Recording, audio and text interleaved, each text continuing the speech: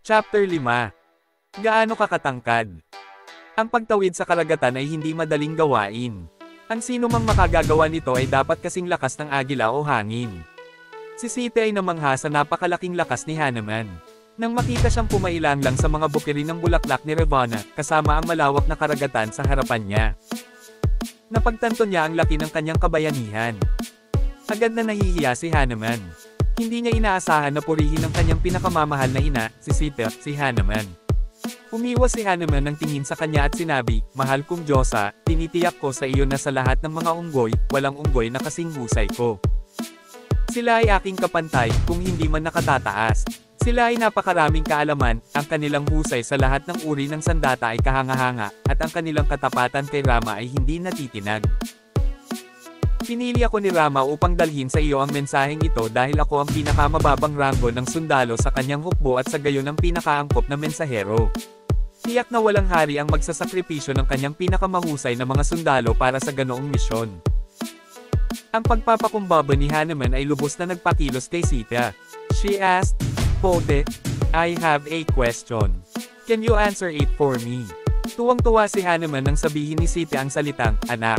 Sa katunayan, si Hanuman ay nagbago sa isang maliit na anyo upang pukawin ang makain ng pag-ibig ni Sita. Buong pananabik siyang tumango, sabik na pagsilbihan si Sita. Tanong niya, "I saw you transform and I'm a little confused. How height are you?" Nasiyahan sa tanong ni Sita, buong kabab ang loob na ipinaliwanag ni Hanuman, "Ako ay palaging maliit, ngunit sa pamamagitan ng biyaya ng Diyos, maaari akong umunlad kapag kinakailangan. Ang kapangyarihan ng Diyos ay dakila, at kung ako ay susuko sa Kanya, ako ay lalago.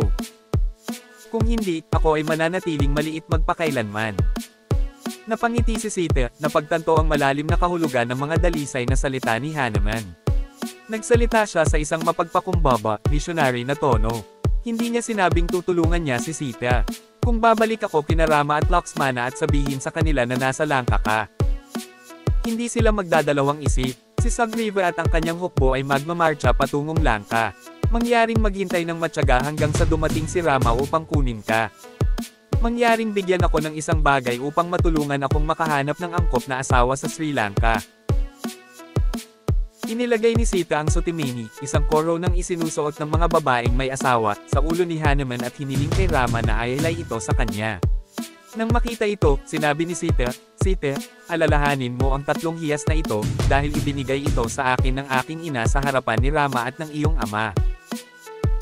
Ang kwentong ito ay nagsasabi tungkol sa pag-atake ng uwak kay Rama sa Chitrakuta at kung paano ginawa ni Rama ang kanyang Brahmasaya, banal na sandata, mula sa mga talim ng damo para sa kanyang sarili.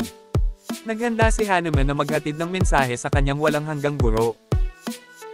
Ang lahat ng kabab ang loob ay isang tahimik na pagdiriwang, isang nag-iisa na pagdiriwang, ngunit isa na nararapat igalang. Ang pagkasira ng gintong lungsod. Pagpasok niya sa hardin, napuno ng usok ang hangin. Ang lahat ay gumuho, mamalot sa lupa sa mga guho. Ang palasyo ng hari ng Sri Lankan, na dating iginagalang ng mga hari, ay isa na ngayong mausoleum. Ang puno ng Ashoka ay nakatayo pa rin sa ibaba kung saan tinutuluyan ni Sita, ngunit ang isang mas malapit na pagtingin ay nagsiwalat ng walang bakas ng mga Vandal. Inilabas ang kautusan, at naghiwa-hiwalay si Sita sa lahat ng direksyon. Sa takot kung saan maaaring nagtatago ang mamamatay tao, sumugod sila sa puno ni Sita. Doon, si Sita lamang ang naiwan na buhay, ang iba ay namatay o tumakas. Si Haring Ashoka, na sinamahan ng 80,000 sundalo upang imbestigahan ang bagay sa utos ni Ravana, ay dumating upang makita si Sita. Isang nakakaintriga na pangyayari ang naganap. Narinig niya ang tunog ng mga kaluskos ng mga dahon at nagpunta upang mag-imbestiga. Biglang nahulog sa bibig niya ang kalahating kinakain na mansanas. Dahil sa pagkadismaya ay inutusan niya ang isa sa kanyang mga sundalo na umakyat sa isang puno upang makita kung anong nilalang ang nagtatago sa ibaba. Nang makarating ang sundalo sa tuktok, sinipa siya sa tadyang. Nang inig siya, samuka ng dugo, at agad na bumagsak, namamatay. Nang marinig ang namamatay na hiyawan ng kanyang mga kawal, nagrally ang hukbo upang sakupin ang nagkukubli na kalaban. Si Hanuman ay lumabas mula sa mga palumpong, ang isang kamay ay nasa kanyang balakang at ang isa ay nasa kanyang balikat, na may hawak na isang panghampas sa kanyang kamay. Umupo siya sa isang sanga. Ang mga sundalo ay namangha sa napakalaking lakas ni Hanuman. Tumalon siya pasulong at sinipa ang dalawang sundalo sa ulo, dinurog ang kanilang mga bungo, agad silang pinatay. Pagkatapos ay inutusan ng matapang na pinuno ang kanyang hukbo na sumalakay. Biglang, libu-libong mga sundalo sisingilan sa Hanuman, armas itinaas. Hinampis sila ni Hanuman ng kanyang pamalo, naputol ang kanilang mga paa at nilunod sila. Sa tuwing may makakasalubong siya, sumisigaw siya sa tuwa, "Hi Sri Ram."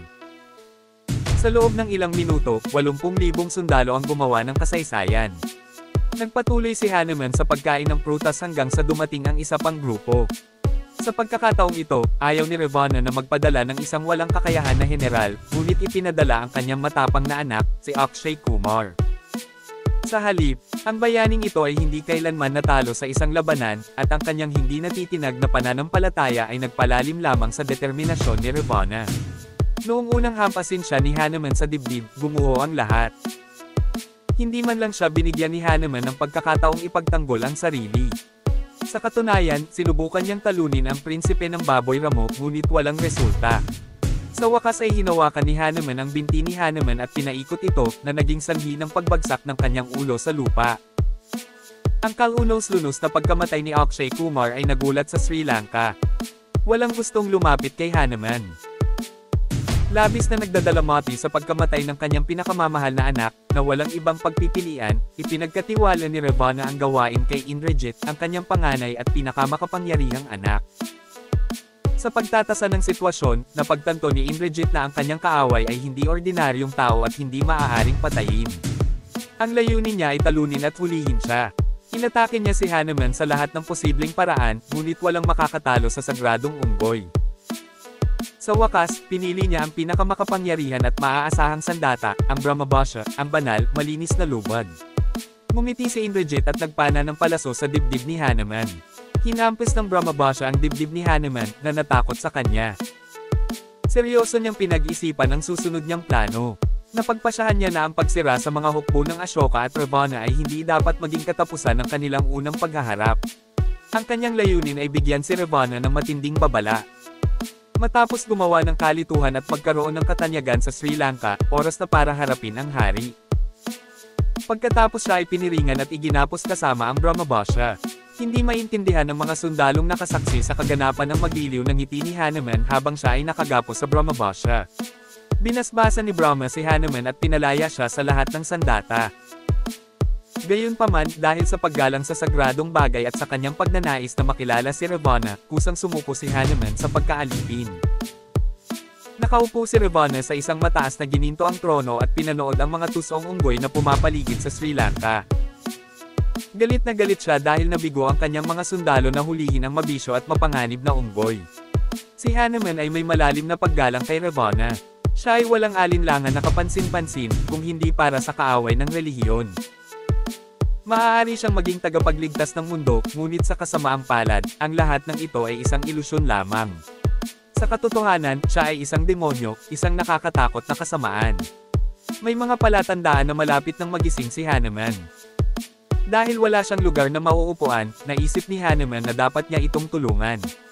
Inipit niya ang kanyang buntot sa ilalim ng kanyang mga binti at gumawa ng unan para sa kanyang sarili. Sinadya niyang itinaas ang unan para makita siya ng malinaw ni Ravana nang hindi na kailangang yumuko ang leeg. Ipinakilala ni Hanuman ang kanyang sarili bilang lingkod ni Kausalya, ang anak ni Kausalya, na papunta sana sa kanyang ina, si Sita. Binalaan ni Hanuman si Ravana na igalang si Sita, baka magkaroon ng malalang kahihinatnan. Nang marinig ang mayayabang na salita ng unggoy sa labas ng palasyo at ng kanyang mga katulong, sumigaw si Ravana, patayin ang unggoy na ito. Habang ang mga gwardya ay sumugod patungo kay Hanuman na may nakataas na mga sandata, ang nakababatang kapatid ni Ravana ay humakbang upang iligtas ang mensahero. Pinaalalahanan niya ang hari ng pamumuno ng mandirigma, na mahigpit na ipinagbabawal na saktan ang isang mensahero. Humanga si Hanuman sa katapangan ng lalaki sa pag-atake kay Ravana. Sa pagkilala sa kapangyarihan ng mga salita ng kanyang kapatid, nagpasya si Ravana na huwag siyang patayin kundi saktan siya. Biglang binalot ng daan-daang tela ang mahabang buntot ni Hanuman. Namangha ang lahat sa haba nito. Nang ang buntot ay ganap na pinahaba, tinakpan nito ang buong palapag ng palasyo. Nang maisakatuparan ang dakilang plano ng pagtali ng tela sa buntot, nasunog ang buntot. Habang nagsimulang umalab ang apoy, nagsimulang gumalaw ang buntot. Hanggang noon, wala pa rin. Bigla itong gumalaw ng mabilis at nagliyab. Bumakas ang saya sa mga mukha ng mga tao sa paligid ng palasyo. Inutusan ni Ravonna si Hanuman na igapos ng mahigpit at paalisan kaagad sa palasyo. Pagkatapos umalis sa palasyo, dinala niya si Hanuman sa lungsod upang patunayan sa mga Sri Lankan na ang kanilang kriminal ay nahuli at pinarusahan para sa kanyang mga krimen. Nais ni Ravonna na pakalmayan ang hindi mapakali na mga Sri Lankan. Sa katunayan, sinamantala rin ni Hanuman ang pagkakataong pag-aralan ng mga kuta ng Sri Lanka. Matapos mapatalsik si Hanuman, tumawa ang lahat ng mga Sri Lankan. Natuwa ang mga Sri Lankan sa sinapit ng mga unggoy. Nang marinig ni Sita na nasusunog ang buntot ni Hanuman, nanalangin siya kay Agni, ang Diyos ng apoy, na iligtas ito. Biglang hindi na nakaramdam ng sakit si Hanuman. Napagtanto na ito ang resulta ng panalangin ni Sita, nagpasya siyang kumilos kaagad. Pinalaya ang sarili mula sa mga lubad na humahawak kay Hanuman. Ang mga sundalong may hawak kay Hanuman ay mayroon lamang isang lubad. Tumingin sila sa paligid. Natagpuan si Hanuman sa bubong ng kalapit na gusali. Hindi nila maintindihan kung paano siya napunta doon. Nang makita ang kanilang kawalan ng pag-asa, tumawa si Hanuman at sinunog ang buong gusali. Nagmadali ang mga sundalo upang hulihin si Hanuman, ngunit tumalon siya sa bubong ng isa pang gusali at sinunog din ito. Nag-transform siya sa isang demonyo, tumalon mula sa gusali hanggang sa gusali, sinunog ang lahat. Hindi nagtagal, nagliyab ang lahat maliban sa nakapangangilabot na palasyo. Nasusunog ang Golden City. Mula sa burol kung saan siya nakatayo bago dumating sa Sri Lanka, nakita niya ang isang nasusunog na lungsod. Umalingaw-ngaw sa di kalayuan ang kanyang nakakatakot na sigaw. Ang lungsod ng mga pangarap ay naging isang lungsod ng malaking takot. Dahil natawa siya sa paghihirap ng mga Sri Lankan, bigla siyang nabalot ng takot.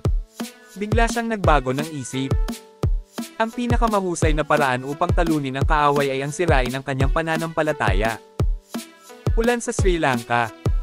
Ito ay lubos na katarantiduhan. Paano niya nagawa ito? Kanino siya panig? Sinira ng kanyang katangahan ang lahat ng kanyang pagsisikap. Labis na nabagabag si Hanuman sa bagong kaganapang ito. Nangyari ito habang ipinagdiriwang niya ang kanyang tagumpay sa Sri Lanka. Nagsimula itong umulan. Ipinagdiriwang ng mga Sri Lankan ang pagdating ng ulan. Rinig na rinig ang hiyawan kung saan-saan. Paano ito magagawa ni Indra, ang Diyos ng ulan? Kakampi ba siya ni Rama o ni Ravonna? Nagalit si Hanuman sa pagbabagong ito ng puso at nagpasya na direktang harapin si Indra.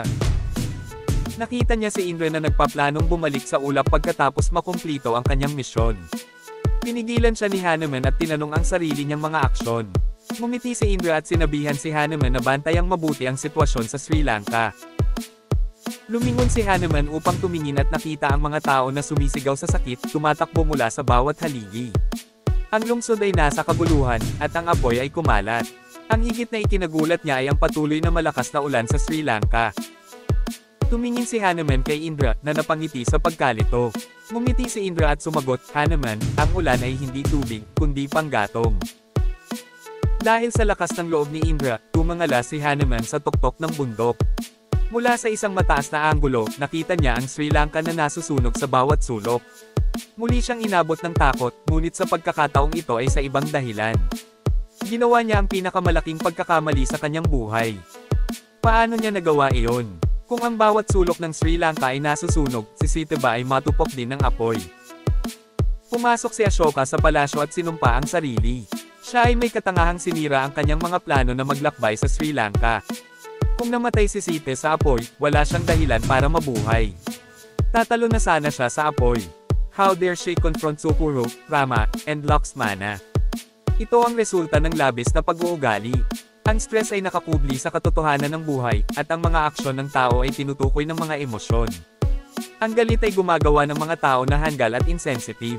Ang taong galit ay hindi mapakali sa kanyang mga kilos. Mas mabilis ang tibok ng kanyang isip kaysa sa kanyang mga paa.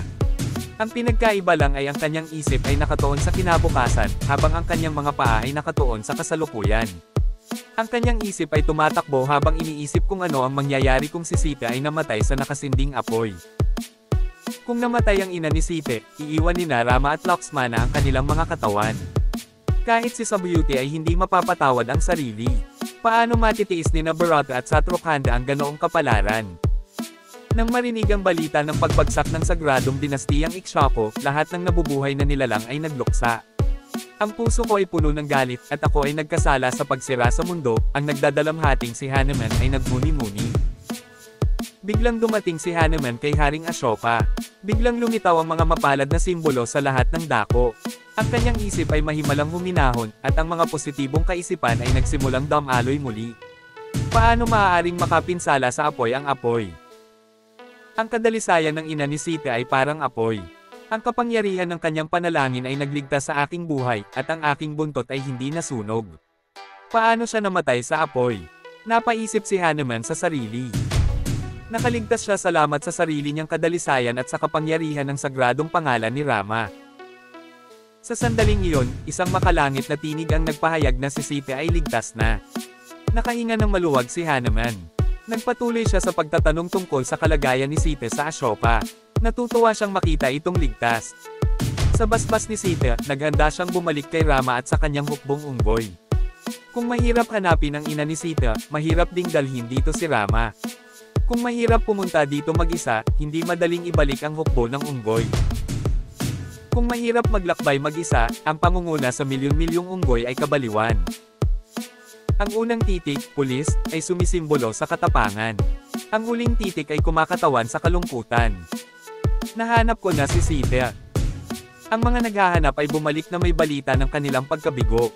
Hinanap nila ang bawat pulgada ng itinalagang lugar, ngunit walang nakitang bakas ng Sita. Bumalik sila kay Rama, nagdadalamati, walang pag-asa at walang magawa. Ang lahat ng pag-asa ay tila nawala, ngunit ang pinakatapat na hari ng unggoy ni Rama ay nanatiling matatag. Sa sandaling iyon, naganap ang kaguluhan. Bumalik ang mga unggoy mula sa timog at nagtipon ng isang mabigat na hukbo. Si Hanuman, na nasa gitna ng hukbo, ay sumalakay. Nang makita ni Rama ang huling pagbabalik ng unggoy, magkahalong tuwa at takot ang kanyang naramdaman. Hindi niya alam kung ano ang aasahan kay Hanuman. Ang presyon ay nakamount. Hindi pa rin niya alam kung ano ang gustong sabihin ni Rama. Pagkatapos ay narinig niya ang hindi kapani-pani walang balita.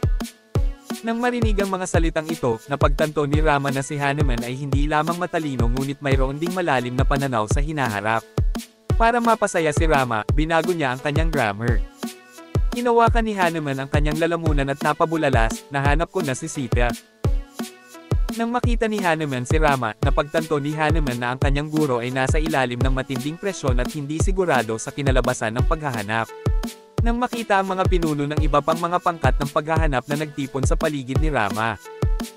Alam niya ang pagkabigo ng kanyang guro sa kanyang pagkabigo. Alam niya na para maibsan ang pagkabalisa ni Rama, kailangan niyang makipag-usap ng maayos. Alam niya na kailangan niyang pag-aralan ang sitwasyon, hindi lang sabihin, nahanap ko na si Sita. Kung si Rama, na nahaharap sa kabiguan, ay unang nagsabi, hindi ko nahanap si Sita, ipagpalagay niya na, nahanap ko na si Sita.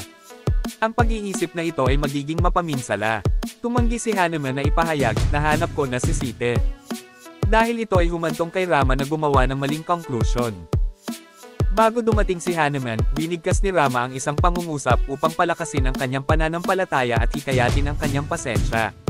Ang mga salitang ito ay puno ng mahika. Bagamat mali ang gramatika, sila ay napakabanayad. Ang pag-uusap na ito ay hindi tungkol sa pagiging perpekto ng gramatika, ngunit tungkol sa paghahatid ng gusto niya marinig ng maayos at malumanay. Itinama ni Hanuman ang mga pagkakamali sa gramatika at pinatibay ang determinasyon ni Rama. Sa sandaling dumating si Hanuman at ang kanyang grupo sa Rama, nagmadali sila upang ipaalam sa kanya na matagumpay nilang narating ang Sita sa Lanka. Natagpuan ni Rama ang tamang lugar at nagtanong tungkol sa kanyang kapakanan. Isinalaysay ni Hanuman ang buong kwento ng detalyado. Sa kanyang diary, ikinwento niya ang bawat pangyayari sa Lanka at sa paligid. Sa wakas, dinala niya ang Sutama, estatwa na nakaharap sa araw, na ibinigay ni Sita kay Rama. Napuno ng masasayang alaala ni Sita si Rama. Hindi siya maaaring manatiling kalmado o cool. Umiyak siya ng mapait. Nagtipon ng mga unggoy sa paligid niya, nagdadalamati sa sinapit ng kanilang mahal sa buhay. Upang aliwin siya, sinabi ni Hanuman sa kanya ang kwento ni Gana, na ibinahagi ang kanyang ina, si Sita, kay Rama. Nang makita ni Rama si Sita kasama si Gana at marinig ang kwento ni Gana, nakumbinsi siya na natagpuan ni Hanuman si Sita. Napagtanto niya na hindi lamang ang kanyang sarili, kundi ang buong Rama. Pinag-isipan niya ang kanyang sariling kapalaran sa pagpaparangal ng mga dakilang pantas na nagsagawa ng asetisismo sa loob ng libu-libong taon. Nadama ni Hanuman na walang mas mahalaga kaysa sa regalo ni Rama. Ang regalong ito ay nagbigay inspirasyon sa kanya na italaga ang kanyang buhay sa paglilingkod kay Rama at gawin ang lahat ng kanyang makakaya upang mapalugdan siya. Nangako siya na ang kanyang panghabang buhay na pangarap ay muling parangalan si Rama. Alam na alam niya kung paano tutuparin ang pangarap na ito. Ang mga salita ay hindi makapag-uugnay sa mga puso, at ang mga salita ay hindi maaaring makipag-usap. Kapag naging posible ang imposible, ang imposible ay nagiging posible. Sa loob ng 5 araw, ang hukbo ng unggoy, sa pangunguna ng mga arkitekto na sina Nala at Nila, ay nagtayo ng isang tulay na bato na 100 yahana ang haba at 10 yahana ang lapad sa kabila ng dagat patungong Sri Lanka. Ang mga sundalo ni Ravana, na handa sa labanan, ay sabik na naghihintay sa pagdating ng hukbo ng unggoy. Nananabik sila sa isang mabigat na labanan. Hindi nila alam na ito na pala ang huling pagkakataon nila. Ang dalawang hukbo ay mahigpit na nakipaglaban sa mga araw at gabi, hindi mabilang na oras. Sa araw, ang hukbo ng unggoy ang namumuna, ngunit sa gabi, inihayag ng mga demonyo ang kanilang kapangyarihan sa kadiliman sa pamamagitan ng mga ilusyon. Ang pagbabago ng digmaan ay ang hitsura ni Indrajit, ang anak ni Ravana. Siya ay umatake ng hindi nakikita, naghagis ng mga sandata sa bilis ng kidlat mula sa lahat ng direksyon. Walang nakaintindi kay Indrajit, lalo pa siyang inatake. Napagtatanto na ang buong plano ay nakasalalay kina Rama at Lakshmana, nagpaputok si Indra ng missile na ibinigay ni Brahma. Nawala ng malay ang missile kay Lakshmana. Nang bumagsak si Lakshmana, ang buong hukbo ng unggoy ay nasaraan ng loob. Inihagis nila ang kanilang mga sandata at sinugod ang kanilang nahulog na pinuno. Samantala, sinimulan ng kaaway ang pagmasaker sa mga unggoy. Nabalot ng takot ang kampo ng unggoy. Samantala, dumating ang demonyo. May iba pa kasi siyang dapat asikasuhin kaya medyo natagalan siya bago makarating. Buhay pa ba si Hanuman? Ang una niyang tanong. Nakarating sa gitna ng tropa ng unggoy ang laging umaasa na si Hanuman at nakita si Lakshman na nakahiga sa lupa at walang malay, tumutulo ang mga luha sa kanyang mga pisngi. Hindi siya makapaniwala na mangyayari ito sa kanya. Ngunit nang mapansin ng demonyo ang kanyang pagkabalisa, napagtanto niyang may pagkakataon pa at nakiusap kay Hanuman para sa isang solusyon. Pinayuhan siya ng demonyo na magdala ng 4 na katutubong halamang Himalayan, na nagpapaliwanag ng kanilang mga pangalan at katangian. Ang una ay si Mritu Sanjivana, na maaaring bumuhay sa mga patay. Ang pangalawa ay si Shailkarani, na maaaring mag-alis ng sandata ng mga nakajam na armas at mabilis na magpagaling ng mga sugat. Ang pangatlo ay Swarnakarani, na maaaring ibalik ang katawan sa orihinal nitong kulay. Ang pang-apat, na kilala rin bilang Swarnakarani, ay ginamit upang pagalingin ang mga sirang paa. Si Hanuman, armado ng mga halamang ito, ay naglakbay patungo sa Himalayas. Habang wala si Hanuman, nagsagawa ang demonyo ng isang sopistikadong seremonya ng paglilinis sa larangan ng digmaan. Doon, itinapon niya sa dagat ang lahat ng bangkay ng mga demonyo at inutusan ng mga unggoy na kunin ang mga ito. Sa pagdadala ng mga halamang gamot sa larangan ng digmaan, napagtanto ng makaranasang demonyo na may mangyayaring supernatural. Ayaw niyang maranasan ng demonyo ang kahihinatnan ng kanyang trabaho, kaya kailangan ang paglalakbay sa paglilinis. Pagkatapos ng seremonya, gumawa si Hanuman ng isang kahilingan at hinintay na bumalik ang mga mahiwagang damo sa takdang oras. Sa daan, nalampasan ni Hanuman ang maraming mga hadlang. At sa wakas, narating niya ang malawak na Himalayas. Ang pagkilala sa napakaraming mga halamang gamot na tumutubo sa malalawak na hanay ng bundok na ito ay isang nakakatakot na hamon. Sa kanyang kawalan ng karanasan sa medisina, wala siyang ideya kung paano i-distinguish o classify ang mga ito. Kung may oras siya, tiyak na mahahanap niya ang mga ito. Ngunit ngayon, ang oras ay lumipas ng mas mabilis kaysa dati. Na parang kinukutya ang kanyang kakayahang kontrolin ang kanyang bilis. Si Hanuman ay hindi makapili ng isang halamang gamot, kaya nagpasya siyang gawin ang imposible, magdala ng isang buong bundok. Sa bilis ng kidlat at determinasyon, binunot ni Hanuman ang buong bundok. Pagdating sa larangan ng digmaan, umabot sa Lakshmana ang halimuyak ng mga halamang gamot. Nagkamalay siya, kahit na ang mga patay na unggoy ay nabuhay muli sa pamamagitan ng kapangyarihan ng mga halamang gamot. Ang kaligayahan at kagalakan ay kumalat sa buong hukbo ng demonyo, lalo na nang matalino nilang itinapon ang mga patay sa dagat ngunit nabigo silang buhayin. Si Rama, na tuwang-tuwa nang makita si Lakshmana, ay niyakap ang kanyang nakababatang kapatid. Pagkatapos ay ibinalik ni Hanuman ang bundok at nakibahagi sa pangwakas, nakakatakot na labanan. Di nagtagal, pinatay ni Lakshmana si Indrajit, habang winasak ni Hanuman ang natitirang mga demonyo. Nagpatuloy ang mapagpasyang labanan sa pagitan ni Rama at Ravana. Isang ulan ng mga palaso ang nagpaulan sa kanila. Ang hukbo ng unggoy, na natulala sa lakas ng kanilang pinuno, ay natalo. Sa kabila ng kanilang pinagsama-samang pagsisikap, sa wakas ay natusok ni Rama ang pusod ni Ravana, na naubos ang kanyang kapangyarihan at napatay siya. Ang 10 ulo ni Ravana ay bumulwak ng dugo nang siya ay namatay. Ang masayang hukbo ng unggoy ay nagsimulang sumayaw sa paligid ni Rama at Lakshmana. Kung maayos lang ang lahat, oras na para magkita silang muli. Ang mausisa na pag-iisip ay nagtatakda ng hindi matamo na mga hangganan. Ang Time Time na pagnanasa ay nagpapalawak ng mga hangganang iyon. Chapter 6. Malapit na.